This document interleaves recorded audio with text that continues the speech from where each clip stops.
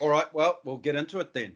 So just as I said before, we don't have Jason, who's our Rolls-Royce presenter, been doing a great job of these, so I'm doing it tonight. So we'll just open with a brief karakia. We'll whip around the room, do our intros, and then hand it over. I'll hand it over to Kiri and Libby. So we'll kick off with the karakia now. Okay.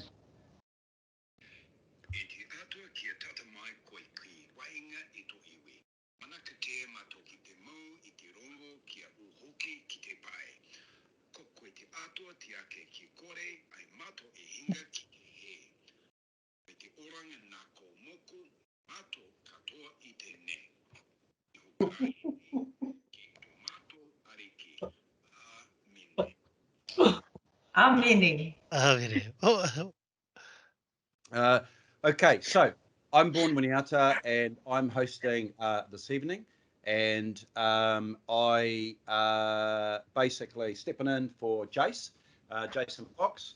My background, I lived in LA for 3 years, started off with Sony there, Japan for 9 years, came back to New Zealand in the early 2000s, finished off here, owned my own business, importer and distributor, Japanese goods. And then moved into business advisory when I sold Avalon Audio in 2017, and have basically ended up in primarily the Maori small business advisory. I do some outside of that here in Auckland. Got 3 key clients here that I've had for a while since 2015, and really passionate about Maori, particularly because one of the questions I keep asking myself is, what is a Maori business? And there's all different types of them, but that's a journey that I'm on personally in terms of the definition of a hard out, authentic Maori business through to just a business with a Maori name and what's in between. And all of them are part of the food group. So that's a really interesting thing for me. And particularly one of the benefits of HTK is meeting all of those. But one of the things that this Poari is really cool is that we've got a real variety of people in our network now. And when we went into the first lockdown, the level 4, a lot of people were turning up because, well, they had nothing else to do. And then as New Zealand has started to get released and run around and try and get their show back on the road, it's changed. The sentiment has changed. So clearly mental health and wellbeing is the big word that gets bounced around. But definitely here in the Tamaki, I work with one of Auckland's biggest landlords, and he's lost 47 out of his 850 tenants since the lockdown. August 17, he lost 6 on Monday, mostly hospitality, and hair salon, anything that's high engagement, right? So the game's changing, but the cool thing about it is that small businesses are great at adapting, and we get knocked over, we get back up again, and so some won't be there on the other side, but some will. And I just think that you've just got to be the relentless optimist in terms of what we're in. So I'll hand it over to, who should we start with? We'll start with the best looking. We'll run from around the stream. So to my left is, you go first, Johnny. Kia ora everyone. Kia ora whānau, ko Johnny Aranga Tapu Ingoa, ko Ngai Tu Hoi Taku Iwi no Oto Taiahau. I'm Johnny. Really happy to meet yourself, Kiri, and you again, Libby. I am one of the business advisors for HTK Group. I have a background in social work and social services, working in mental health, addictions, but now I'm on my new journey, which I'm really enjoying in the business world. I also have my own small business called Aotearoa Lighting, which I make and sell art, Maori and Pacific art. But yeah, so, because of that, I'm really interested in hearing a little bit about your story. So welcome and thank you for jumping onto this kaupapa. Vern. I'll pass the rako over to Vern. Kia ora, Vern.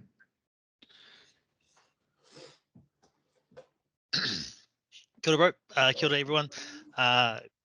Ko Taranaki te manga, ko Te Aotearoa Te Iwi, ko Vern Holden tuku ingoa.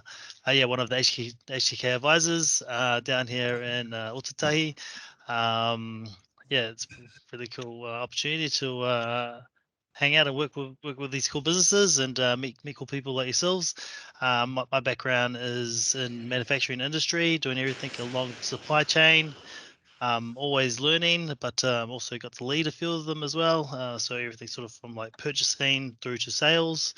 My main strength is in processes and manufacturing. But yeah, always love these Poaris, being involved and listening to the cool kōrero that happens. And yeah, as always, looking forward to this one. Cool. Let's go, Uncle Pete. Nice to meet you. Kia ora, Pete, born in Dunedin, now living in Auckland and Tamaki, and obviously not doing much. Spent much of my corporate career overseas. I had 16 years overseas, Australia, Southeast Asia, running manufacturing plants, employing sort of 400, 500, 600 people, ran plants in 2 separate countries. Came back in 2017. My kids were here, my parents were getting older, and it's a good reason to come home. And I'm happy to be working with HTK as an advisor. Passionate about small business and passionate about New Zealand. So looking forward to Kiri and Libby tonight.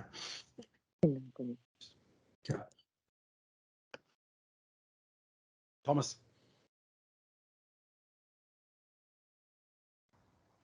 Oh, kia ora whānau, Thomas Pakuti tōku ingoa, no here taunga ki te mata o Maui ahau, ko kaurana ki te maunga, ngaruroro te awa, tuki tuki te waka, ko Ngāti Kahungunu, te iwi, Ngāti Mihi Roa Te Hapu. Yeah, kia ora Kiri and Libby. I'm a digital marketing intern here at HTK. My background is just kind of nothing exciting really, just your normal 9-to-5 jobs, and then kind of came onto the HTK whānau as an intern because my brother's the DM lead at HTK. So it's kind of how I scored this gig. And yeah, just came on and I've learned a lot. I've been here for going on to 6 months now. So in that time I've learned a whole bunch, which is cool. I'm the one who puts the Poari promos together. So those posts and social media stuff you see, that's all me. So if there's any info that's wrong, just blame my older brother, because you know he's the one who overlooks all of that, and you know I don't want to take the hit for any of the. Oh, and Johnny as well. He sends me all the info. Yeah, just go to them. But yeah, I've read up a bit about both of you, so I'm excited to hear about your guys' journey. Kiri with your fashion stuff, and then Libby with your film and multi-land, all of that kind of stuff as well. Yeah, kia ora whānau. Kia ora. Kia ora. So Kia ora, bro. We through the team? Or Yep. Yes, I'll just finish off here. So it's awesome to see some new faces in the Poari. So I'll just go over a couple of basics for us. So for people to get involved, I'll just quickly share my screen.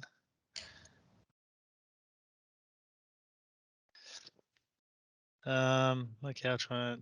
There it is. Cool. So over here we've got a chat option where you can get involved in the kōrero. If you've got any questions or topics or comments, you can add them down there.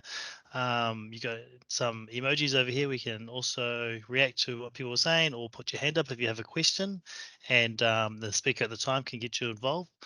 I've also got our video on to see your lovely faces, and also your mute button or unmute button is up there in the corner as well. So yeah, just I think that's all, and we are recording this as well, which we'll be putting up on our socials and sharing with our lovely community. That you're aware. Cool. And let's get into it, eh?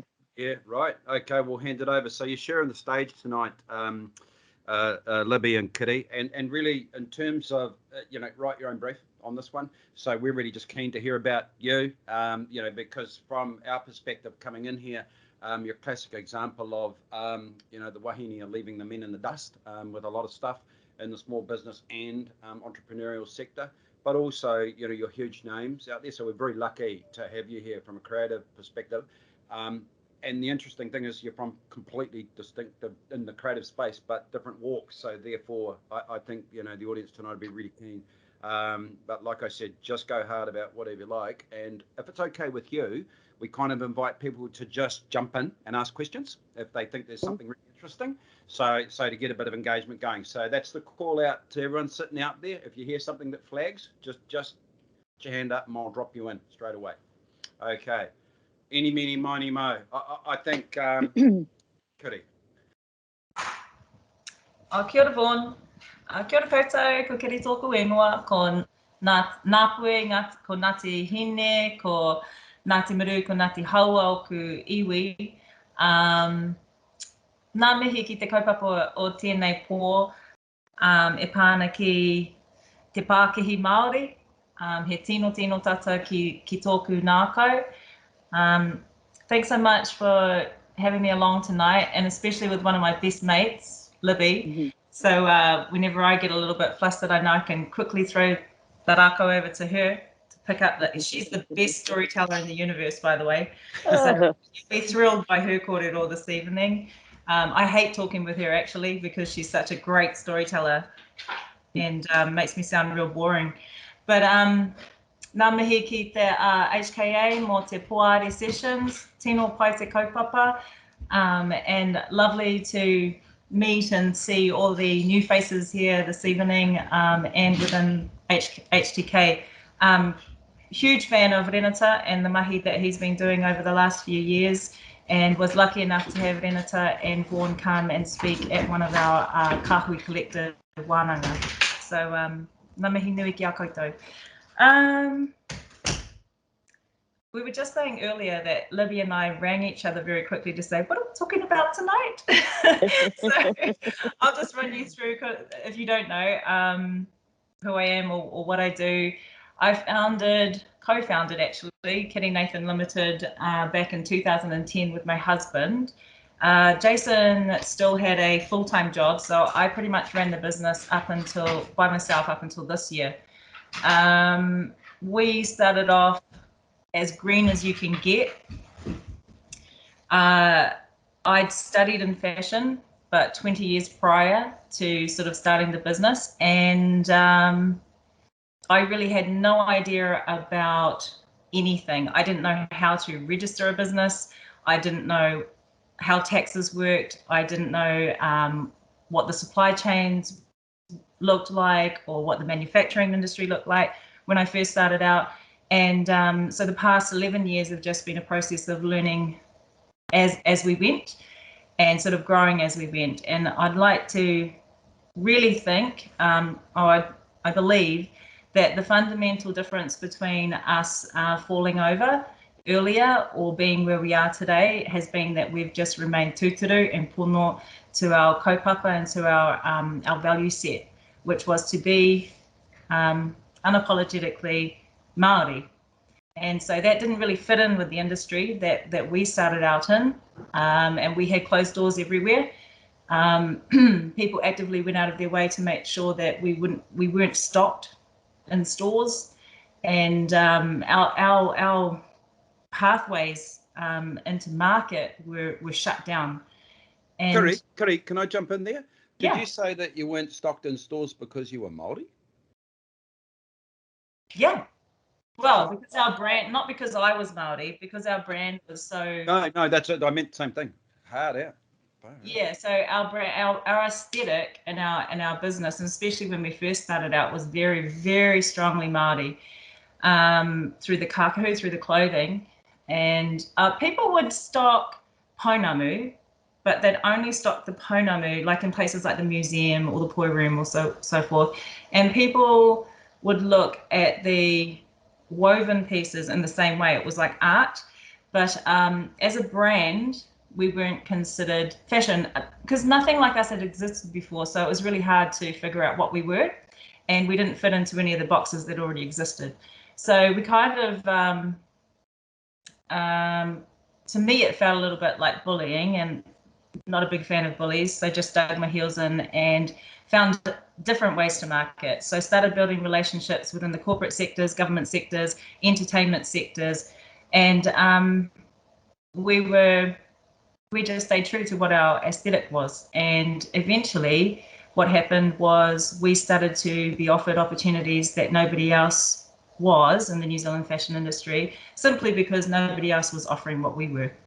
Whai muri tēnei kaupapa. So moving on from that, a young Maori designer came and asked me one day if I'd give her a hand in sourcing fabrics from China. We don't have any fabric manufacturers in New Zealand, so in order to be competitive, you need to source your fabrics offshore or find other means of creating fabrics. And so that was really the beginning of the KΑHUI Collective. I remember how hard it was for us starting out. I remember how hard it was for the last 25 years of entering fashion competitions within New Zealand. The racial structures, the constructs, and all of the frameworks that were built within the fashion industry were not built for us. And so I founded the KΑHUI Collective in 2017, and essentially what that is a community of Māori fashion creatives and entrepreneurs that are coming together to 100% tautoko each other into whatever their success looks like for them. And that has just been life-changing. It's just been absolutely beautiful. And you can ask Patai about that later.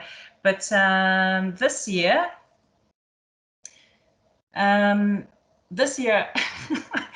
took the whole year off to study full immersion Te Reo Māori, full-time full immersion Te Reo Māori, and it was an intensive course, and I was rocking in the corner in the fetal position many times. I just kind of like was a big tongue whistle the whole way through the entire year, but it's been absolutely incredible, and it's also been an opportunity to step back from what was an absolutely insane schedule, prior to this year. However, I've still delivered the first KΑHUI Collective mentorship program to 20 Māori fashion designers, and created a collaboration with one of the most successful social enterprises in the Philippines, whereby indigenous Filipino wahine, they're using basically all of the excess and waste fabric and throwaway fabrics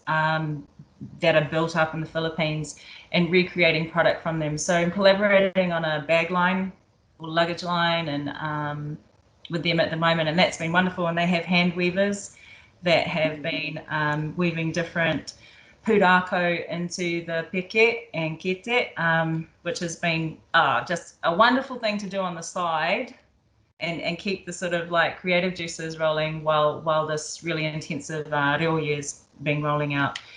And I know some of you are here in Tāmaki, and so for the last 12 weeks is it?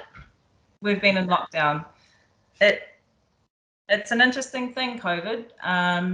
I think what it did last year and this year is really, really point out to people or just get you to think about what's really important and where your value sets lie. And maybe you need to be a little bit more responsible about the way that you live your lives, the way that you are purchasing, consuming. And so that has been a really wonderful thing for our business. So the value set that we've always lived by and what we've always done has suddenly been highlighted as this thing that businesses should be doing. And so because of that, and because there's been a big push to support Māori Pākehī Māori and buy local and so forth, our business has been doing great, even though I haven't been working on it. So there's a whole lot of information for you, and then I'll, Kei te whiua te rāpau ki a koe, a Libby. Tēnā koe. O ite iwi te whānau mā I te pāpāroa o te kōrero Pākehī. Ki taku tuakana, a Kiri, e miharo ki te rongo e tō kōrero I roto te reo o nā tūpuna Kiri. He miharo te whiu. So tēnā koe e hoa. Ka hoki au ki te Māori o tōku waka ko Tainui, ko Ōtaki te awa, ko Tararua nā pai maunga, ko te pau o Tainui te marae, he uri aho no Ngāti Kapu. And I just wanted to sort of start there because I've been thinking about when you say, you know, when I say he uri aho o Ngāti Kapu, I say that because I'm really passionate about being in my community. I live here in Otaki, and I moved. I spent a lot of years overseas and had a pretty fabulous time working as a journalist back in the day for Māori. I started in commercial radio, and then I was snapped up at about 18 and moved to Auckland to work for commercial radio, and absolutely hated it because it actually was the time of the shock jocks, as they were back then, the two marks, a bunch of wankers, to put it honestly. And here I was, a young and really curious and excited young Māori in Tamaki Makaurau at the time when you could say that it was a flashpoint, one of the many flashpoints in our race relations, and it really opened my eyes to the different worlds that we were living in. In Otaki, I'd never ever heard Māori or seen Māori angry in the way that they were in the protests that I was covering, and it was the time of the Carrington Hospital sit-in with Titi Whai and those ones. It was the time of the Killer White headlines, when some of our absolute leaders stood up and said that this country was doing nothing for Indigenous rights, Māori rights, and they might as well head over and see Gaddafi in Libya. All of this was being told, these stories were being told around me in newsrooms, and the racism and the shit that I used to have to listen to every day, and the way people spoke about Māori in these, in these institutions, that really scarred me, and it made me shrink. It actually made me shrink to the point when I was reading the news. I was the newsreader for Triple M at the time, or 91 FM it was. And I read the news, came off air, the phone rang, I picked it up, and I heard this very gentle voice, and he said to me, he goes, "Kōtero, don't be embarrassed to pronounce your name right." And that really stayed with me because that was the first time somebody gave me agency, because I wasn't getting it in the workplace. So I was very fortunate then, because then I got another phone call not long after, and it was Henare Te Ua, and he asked me to come and meet him. And when I went to meet him, I met a couple of other beautiful kaumātua. They weren't kaumātua then, but they're kaumātua now, who invited me to come to the first of the Māori radio. It was the Māori radio pilot. And that really changed my life. And it kind of did it in a funny way, because I went and worked for them for 6 months, and we had the morning show was Temaweta Morrison and Jay Lagaya, and then all these big personalities would come hefting into the Aotearoa radio. We were in just in Queen Street there, and then a whole group of whānau would arrive from somewhere, and the whole place would stop while we had a pōwhiri or whakatau for them. And so being the head of the news team at 19 years of age, with some journalists, new journalists, training them. I'd been in the game for about a year and a half, so I didn't really know I was faking it till I made it. And, but having these other journalists looking at me, we used to have to stop and read the news at 10 past or 7 minutes past or 5 minutes to, because that's true whānau. Māori time is different. But, we did kind of want to follow what the other broadcasters were doing and do the news on the hour or on the half hour. Anyway, that was a great lesson. But out of that lesson, it was a really rough finish for me, because I actually fled Māori broadcasting back then to get away from everything Māori, because it was a hot time. It was a really hot time, very polarized time in Auckland, and I'm not that different from today, really.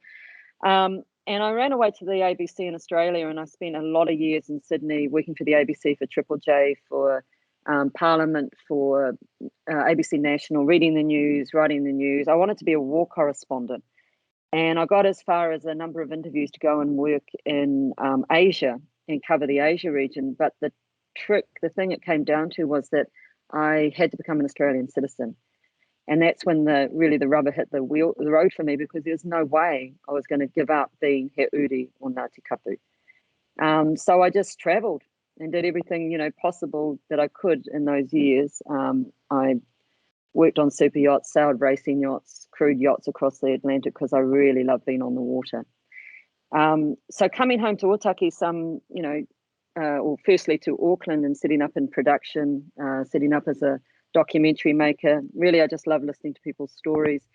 And then started making stories for TV3, TV1, all the, the mainstream broadcasters of the day, to smash some of the stereotypes that we were still hearing, So we made sort of, subversive, we call it subversive documentaries. It was hard to get any funding for anything Maori, overtly Maori. So what you would do is dress it up as a bit of an entertainment show, and then you'd sneak in all those subversive messages. So, myself and Rhonda Kite, we made a documentary called The Truth About Māori, which was just, all Māori can sing, all Māori can do this, all Māori can do that, like all the stereotypes. And then we got, Māori influencers of the day to actually, dig some really good, messages in there. But still, after making something like 16 broadcast documentaries for those mainstream broadcasters, there's no way I wanted to stay in that game. And even though, Whakaata Māori had started to come through, it was game over really when, in my mind, we weren't grabbing the eyeballs and we were starting to replicate what the mainstream was doing in a Māori way. And I take my hat off. A lot of us have trained through Māori TV. A lot of others are coming up, really real talent. But we really need to, in my mind, get away from that as being the only window into our world and, really raise the storytellers.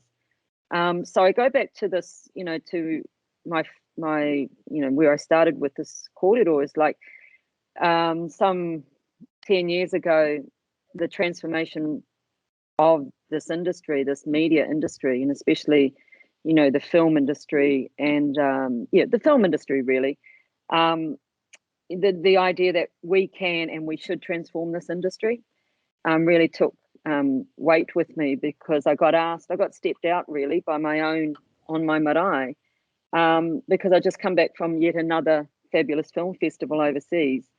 And they were asking me what I was up to, and I was trying to tell them about the Berlin Film Festival and all these Māori films that we'd just taken over, and kind of how Māori were really well regarded over there as storytellers. And this cousin of mine turned to me and went, "Oh, that sounds pretty cool, cuz. Want to dry the dishes?" And that was the end of our kōrero. And I mean that in that's what you get, right? Everybody knows that. That's what you get. And I thought, how can I talk about being great storytellers and how when we're overseas, people want to see our stories, they talk about our stories, they see Māori, and not just as curious or, outliers to the industry, but as people that have a really important, view of the world and something to say about it, and we're not all following the same formula, so that was really interesting. And not long after that, we made a short film called The Lawnmower Men of Kapu, which was on our marae, and it was a love story really to my four aunties at the time. And the whānau, that was the first time we'd ever shot a film on the marae, Aotearoa. But then I found out that it wasn't the first time a film had been shot in Otaki. In fact, there'd been filmed, 6 of them shot in Otaki in around 1920-21.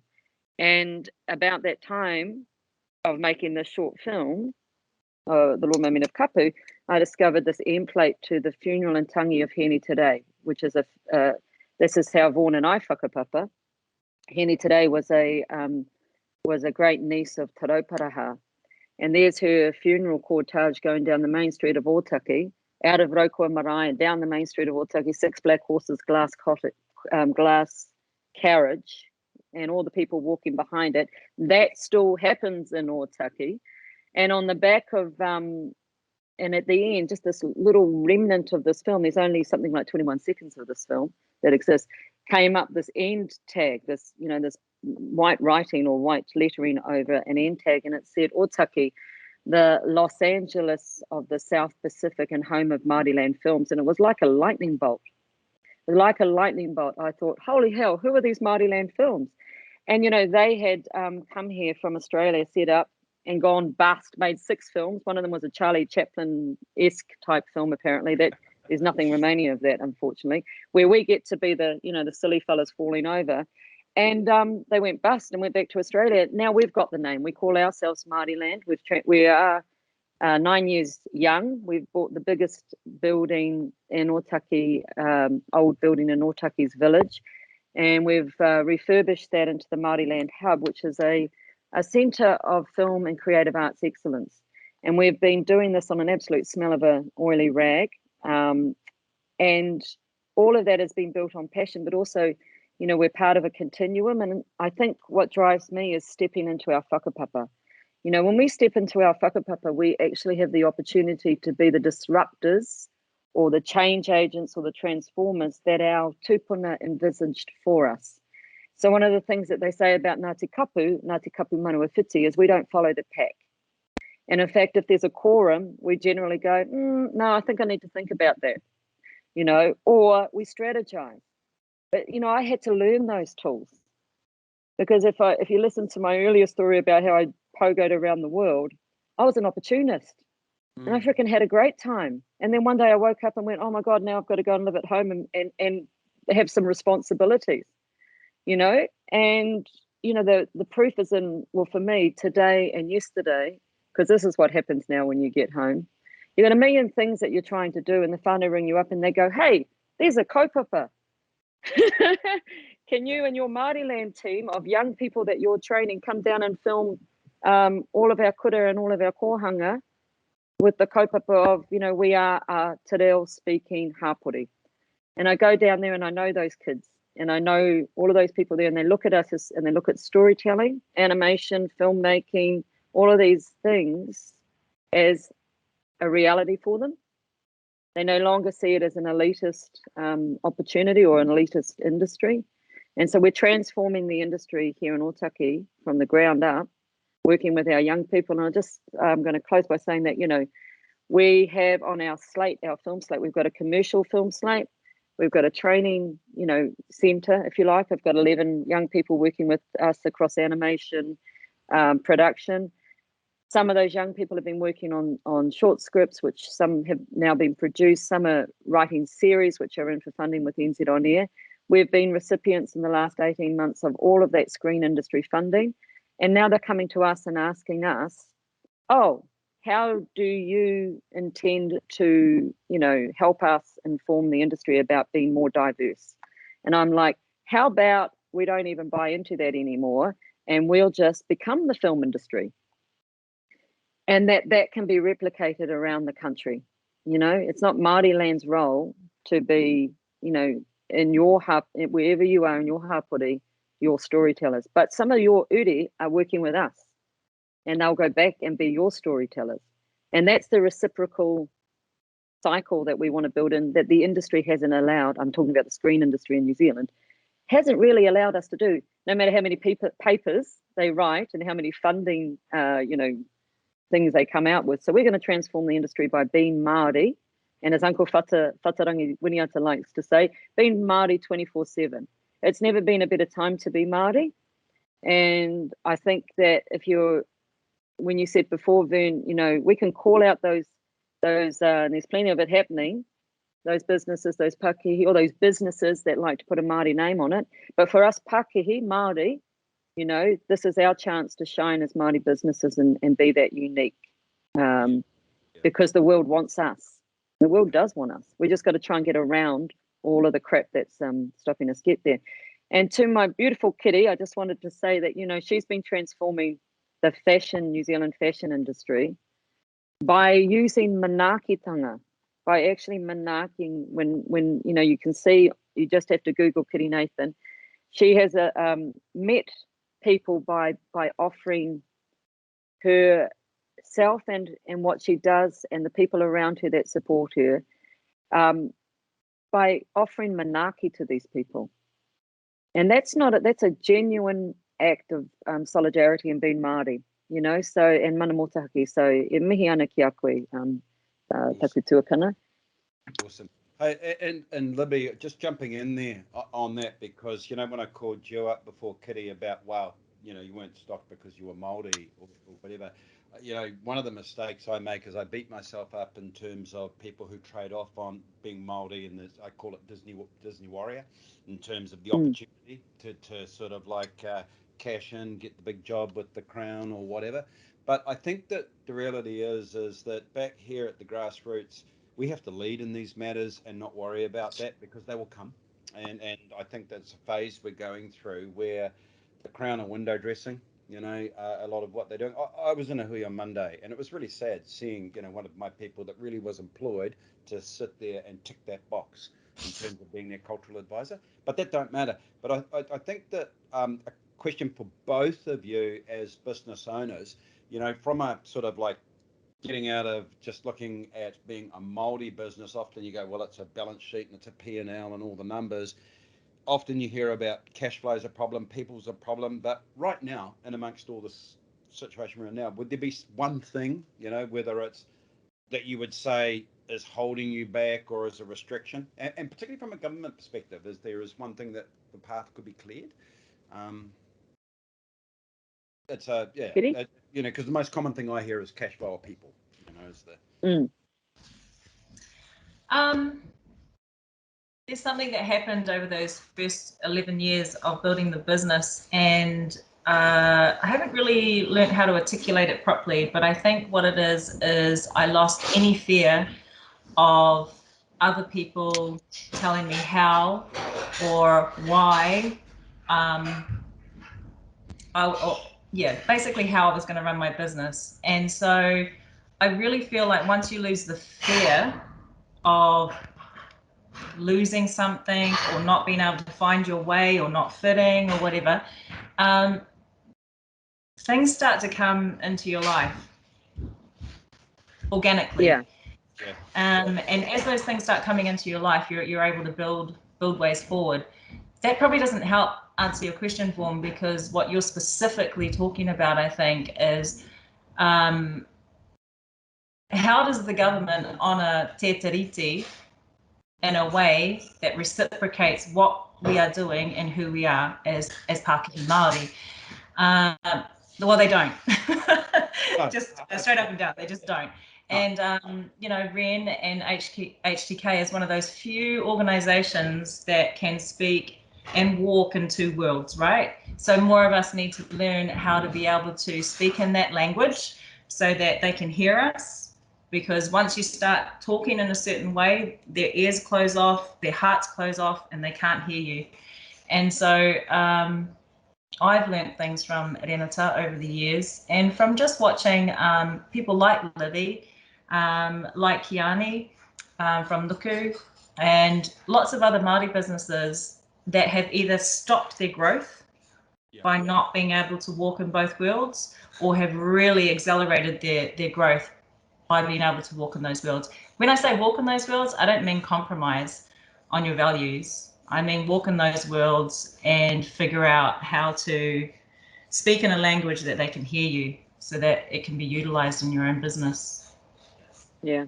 And I mean, I might add to that. I think you have to, what I've learned, if I did a few things differently now, sort of look, you know, in the last 2 years, it's really hard when you're in your business, really hard when you're really in your business and really passionate about what you do, sometimes to articulate that to somebody who's coming into it, because it can sound like a whole lot of, you know, well, waffle, but, you know, and smoke screening. And of course, we don't always like to talk about what we do. So it's, you know, it's trying to get, I think what I've learned, if I did things differently in the last 2 years, because we went up to the PGF and that was a complete, you know, that was like, talk about take years of my life. You know, we got the money in the end, but you know, there were times when I was just like, this is ridiculous. This is the sixth set of bureaucrats you've sent me. And none of them could even almost pronounce kia ora. You know, that's how 101 it was. And we were a Māori entity. So what I'm starting to learn is, you know, you need to talk about what you do, not always to your friends and not always to the people that understand what you do. You need to actually take, you know, if you could find somebody to be, you know, to go and talk to, they may not need to know anything about your business, so that you can hear yourself reflected back, because you need to practice talking to people that have no idea what, you know, or interest, as Kiri says, and what it is you're trying to do. And then you need to learn that languaging. You know, I talk to Pākehā business leaders that have gone to places like Harvard and, you know, to leadership schools. Now, not a lot of us get a chance to go to learn to be, you know, business leaders. We do it by doing. And so if you can find somebody, and I'm not going to call them a mentor because that's the purpose of this space, but, you know, go and talk to somebody that has not in your industry and no idea what you do, and just, you know, say, hey, listen, I want to tell you my story, you know, and practice doing that, because it does matter when you've got all these people when you're wasting your time and, you know, and hoping like hell they'll get it and going through all of the, you know, tick box exercises, only to feel like that was a momowa. Wasting my time. I think it's really important. Is moving on from what you just said, Libby, is talking about the actual facts. So it took me 2 years and 5 applications to get support from TPK for something that is essentially what they are in, you know, what their organisation should be supporting. And that was because I didn't understand the language when I first started out. The other thing is that when you're applying to any Crown entity, you're going to get 1,000 no's. And so just trying to find out and talk to others, but when you do actually succeed, like letting other Māori know how you did that. I feel like a lot of Māori in the past have really kept those secrets close to heart and they don't really share. And I mean, like, what the fuck is that about?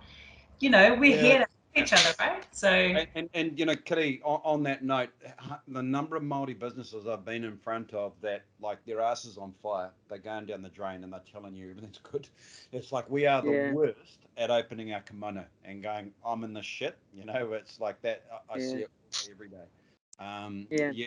Hey, I'm just going to throw it out to the floor. Is there anybody out there that wants to throw a question? Because I'm mindful that I'm sucking all the options. I see I've got one there from Holly. So your turn, Holly. Go hard. Kia ora. I'm Holly Burgess. I'm Pete's youngest daughter. Great kōrero. I'm so into it. I'm actually a fashion photographer myself, so I'm all about this. Early days, I guess I've been like out freelancing for myself for 2 years now, just before COVID, but it's all rolling really well, which is awesome, which is a privilege to be able to say in these COVID times. But I guess also early days in my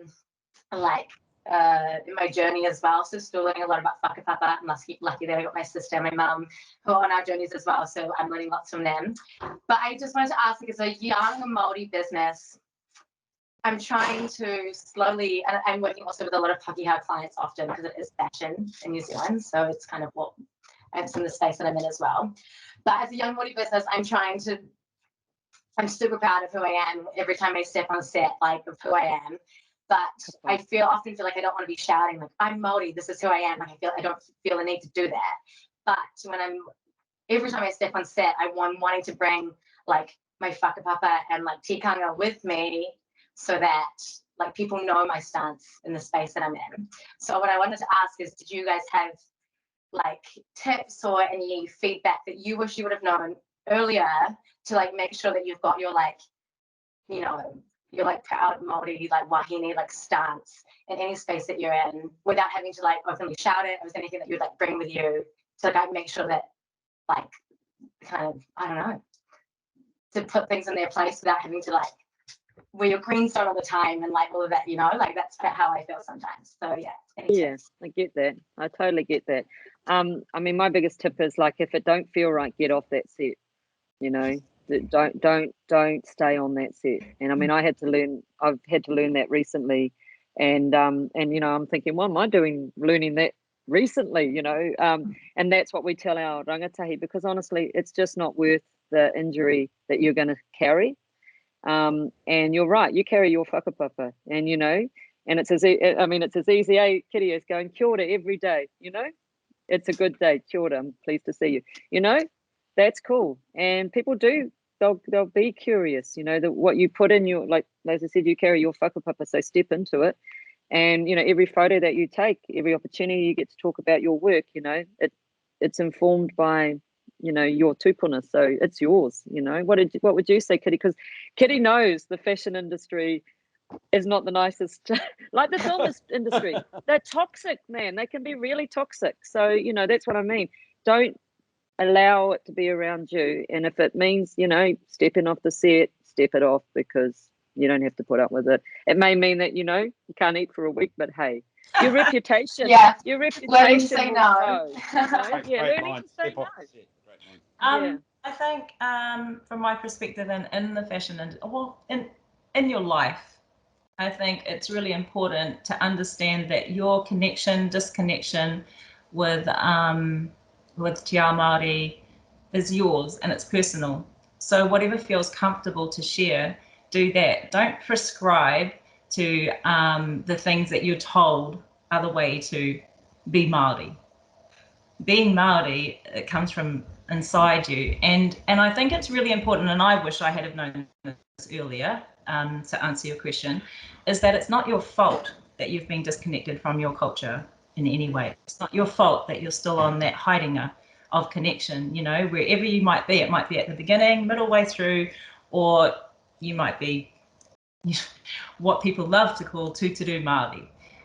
It's a very personal thing, and I think the most important thing is for you to sit down and really, really know and understand what your values are. And once you know what your values are, and put some time into finding out, you know, where you're from, the pūrākau from your home, those things that really, really connect you to your uri and your tupuna. Because the more that you learn and the more that you connect, the more confident that you feel in just being you. And that's all you have to be, ever. You don't have to go out shouting it and so forth. In some cases, you have to talk about it in order to be able to connect to more than yourself. So just remember that every time you're taking a step forward and you feel like you're kind of like learning and, you know, all these things in you, there's 10 or 20 people that are watching you do that. And so you're responsible for them. So just think about that as well. Awesome. Yeah. Thanks so much. Awesome. Anyone else on the floor want to? We've got 8 minutes to wrap up before the girls have to jump on their corporate helicopters and head back to head office. Yeah, that's right. There was a question that Vern's put up there. What's the difference between, say, South Seas Film School, other education, creative institutes, and Māori land? We don't charge our rangatahi to learn. We train them, and it's my job to try and find ways to fund that, or not, because we do it we don't charge them. Because one of the things that really infuriates me about a lot of the media schools now is that, and also just quickly say that, you know, for all the new digital technology that's arriving on the planet on a daily, it all needs content. You know, so Holly's a photographer. You know, your young social media person, you know, we need more of that. And the more Māori that we can get in those places, you know, creating that media content, the more we influence. I mean, I've got friends who've worked on every one of Peter Jackson's film on all sorts of different, in the background and all sorts of different things. One of them is the sound designer, and he puts, you know, kupu Māori in all of, you know, so if you listen carefully to King Kong, you'll actually hear words, Māori words, you know, is in the mix. So, you know, just that's the difference is we train Māori rangatahi and ourselves by training them to be Māori and to be unapologetic about that. But again, in answer to with Kiri and with Holly, doesn't necessarily mean we're screaming it from the rooftop. A lot of our kids are coming into our area, into Māori land, fully fluent in Te Reo Māori, and what they want to speak is Pākehā, iara, you know, but that's still Māori, you know. Yeah. I think the hardest thing for lockdown, just to answer that question, is has not been able to operate. Because we're in Tāmaki, both lockdowns, we've had really long periods where we weren't able to operate. So what we did was we pivoted really fast, and we put pānui out over our social media platforms to say that although we couldn't send products, people could do online commissions, and they could buy things now to support the business, and then we'd send them out afterwards. They could commission bespoke pieces and so forth, and that went off. We did thousands and thousands of dollars worth of sales just through that. We actually sold $10,500 worth of earrings in 2 days. So I think that you can do things if you just think creative. Yeah, think outside the perimeters that people are putting around you. Yeah. And we've found the same thing, just talking quickly about, we have a Māori Toi Mataro, which is a contemporary Māori art gallery at the front of Māori land, so it's the doors that you come through. And during lockdown, we put all of that into an online store. And most of the artists are local, and some of them have never sold anything in their lives. And within the first, 3 weeks, we'd sold something like $29,000 worth of local Māori art. And the difference being that it's bloody good art, and a lot of it's one-offs, you know. And so now these Māori artists are going, holy heck, my stuff sells, because they have big distrust of galleries, you know, and to put it in a Wellington art gallery where they can't see it, or, you know, because we're an hour from Wellington. So the gallery is just, you know, the level of creativity that COVID has allowed, and then having ways to do it. So we've seen that all over the motu. People are making and getting stuff out the door. And because of digital technology, of course, you know, online shops. But, you know, again, if you're going to do that, make the connection through your whakapapa. If you know, want to get your stuff out, and collectivize everything that we do. That's our biggest superpower, Māori, is that we can be collective, whakapapa. We can be collective, you know. And I think we need to be more collective about how we do things. Yeah. One of the strong themes that's come through tonight, but, you know, the first thing I picked up on with Kiri, about, you know, Māori business not being stocked, and then some of the stuff you heard in your journeys, Libby, you know, about, I mean, to succeed in this world and be Māori just takes a shitload of courage if you're going to walk it. And I think that that's something that it is not like, I find personally, to not make an obvious chip on your shoulder, to be able to sort of like keep that back here and let your anger be underneath. And it's because it's, you know, that's why we've survived. We're fucking hungry people. Well, we're not passive, you know. And I think, but that actually can be, you know, a very powerful, that is a superpower. One of the things that we really have to keep in mind is just not to live within the frameworks that they've built around us, and not to limit ourselves to the markets that have been prescribed to us. There is an entire world out there that is now closer than ever due to digital online sales and so forth, or connection, in your case, Libby, films and so forth. And so there's just so many areas for opportunity.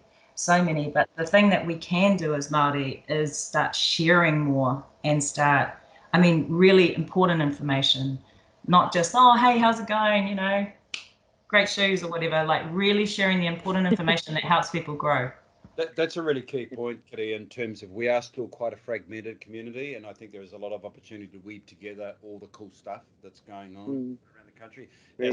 Not that I've been going anywhere much lately, being in Auckland, but, you know, there is so much cool stuff that collectively it's just unstoppable. So you know, I think that sharing thing is an invite, or that's something that we have to sort of see through. Yeah, the divide and conquer thing is, you know, it's not just a tribal thing, but that the government's, in fact, you know, it's across everything that we do.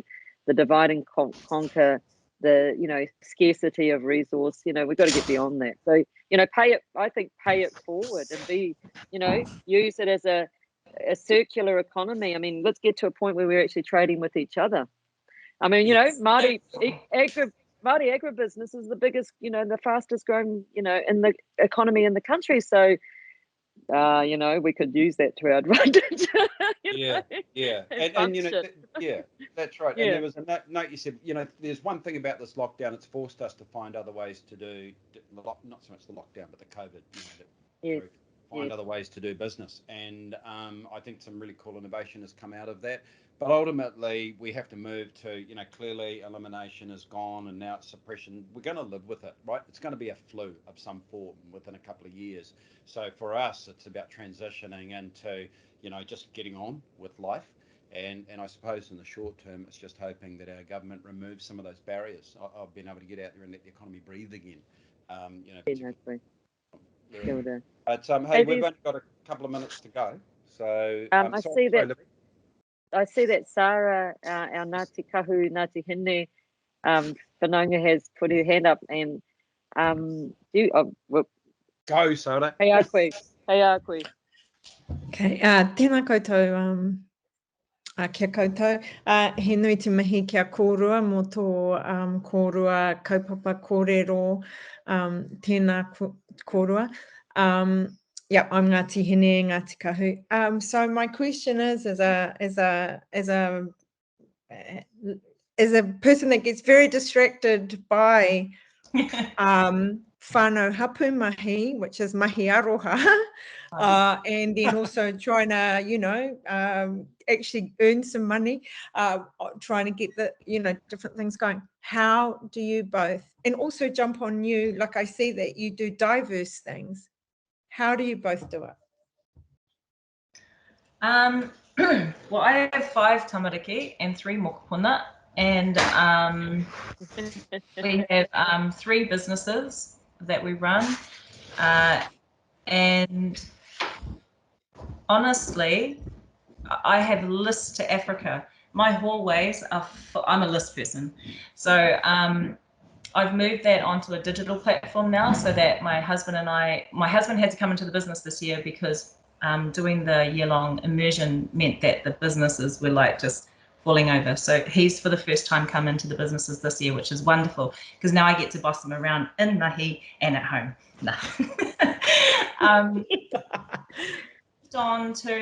There's a couple of different online digital platforms where you can really prioritize like all of your tasks. And I find that if I know exactly what I have to do in my day and I can just chip away at it, that really, really helps me. And it's also really important not to get too bogged down if you don't tick all of the lists off. We have a long-term strategic plan, and then we have short-term strategic plans. And all of this planning is all of these plannings are live documents. So they just kind of like can move with you. And I think a lot of the times when people say business plan or strategic plan, you kind of glaze over because you're like, oh, it's so boring. But actually it should be exciting because it's you building your best case scenario. It's you building your dreams on paper, and it's you just prioritizing where you want to be and how you're going to get there, and then just listing, what those things are in a long-term format and then a short-term format. But that's what I find really works for me. And also, I have a really great supply of wine. Kono wine, Maori business, yeah. I think it's really important to be honest with yourself about what's achievable and what's not achievable, and be okay when you can't do it all, because it's a lot to be a mama and to be a business owner and try and be all the things. And as wahine Māori, we always are. We try and be all the things. And a really, really, really strong point for you, and also the beautiful wahine that was on earlier, is build a strong tribe around yourself. And those are the people that you can always fall on and speak to. Libby's one of my tribe. And, those people those are the people that you bounce off and you fall onto when you fall over. Yeah, that's true. And the other thing I'd just say, Sarah, is because I see that you're sort of starting out there into Tai Tokoro, is just there's going to be a lot of people. Unfortunately, we do this. We naysay, and then we start to doubt. Like people say, "Oh, you're not going to be able to do that. What are you doing that for?" So I just used to write one thing down, stick it on my fridge. Today, and a lot of them were whakatauki, like whae iti kahurangi. Like I'm going to try and get to the top of that bloody maunga, because everyone's going to tell me I can't, and it's not really important if I do or don't. But what I don't want to do is let other people define or tell me what it is that I can do. And then balance is something with whānau hapu and mahi. It's very hard to find any sort of balance. It's a constant struggle, because you're leading with your heart, and that you shouldn't change that.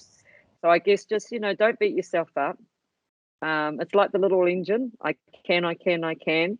But the other trick that I've learned recently is revise. It's okay to say, holy moly, I've pushed that as hard as I can. I'm going to revise that plan, and I'm not going to do it like that anymore. You know, that's your agency. And if people want to criticize that, you go, no, I revised. I had a good look at that, and I've decided to revise that strategy or that plan or whatever, you know. So yeah, review and revise.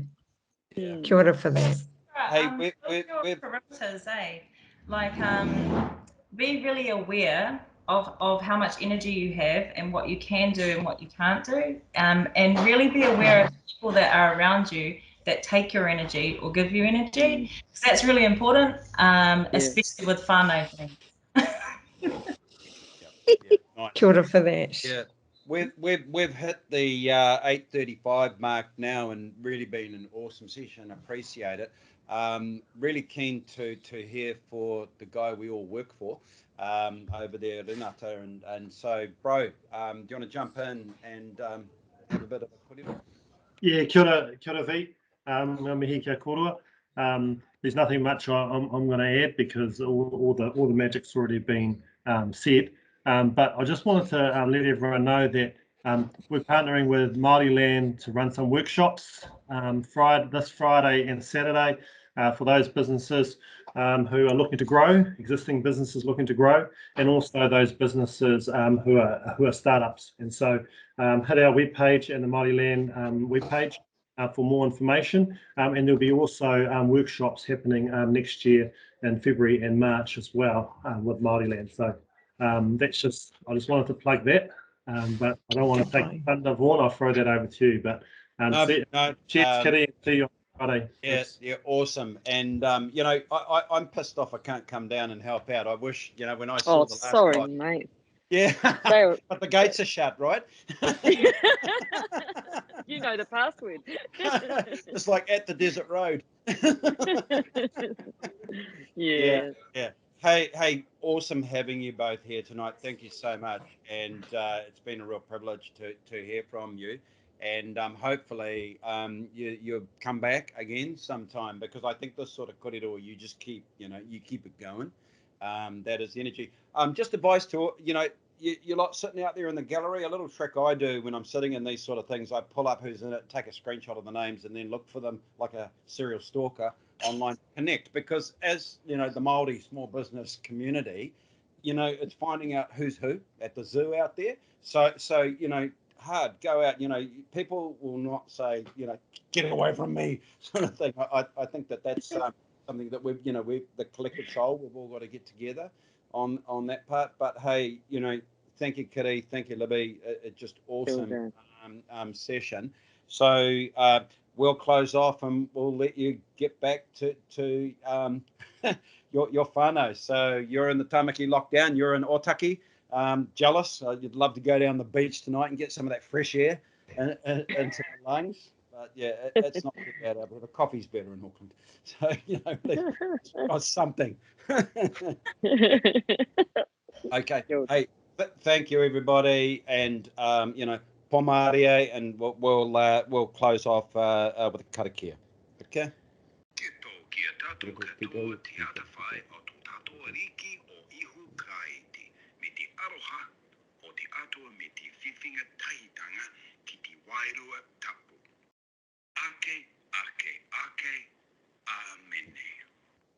Amen. Yeah, have a good night, everybody. We'll catch you again. See you next Wednesday. Thank you, guys. Ka kite. Ka kite whānau.